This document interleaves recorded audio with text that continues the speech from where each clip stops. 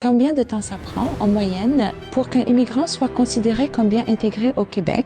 La tendance générale, c'est que la première année, il y a plus d'immigrants que dans la moyenne dans la population qui ont recours à l'aide sociale ou qui ont de petits revenus. Mais ça progresse très vite. C'est une pauvreté relative, quand même, une certaine pauvreté, des difficultés. C'est une pauvreté temporaire, une pauvreté de transition. De façon générale, après 5 ans, les personnes immigrantes ont rattrapé la moyenne de la société.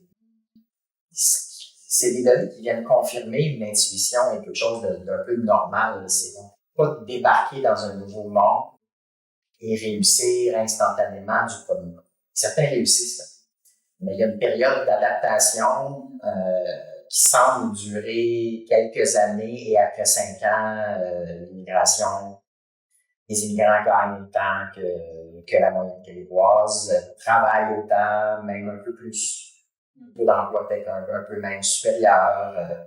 Bref, après 5 ans, le ciment est plus là, ça se passe bien. Le défi est un défi à l'arrivée. Et c'est là où, à l'arrivée, des fois, les gens vont se planter, en guillemets, ou avoir un choc culturel trop grand, puis retourner dans leur pays, ou déménager dans une autre province.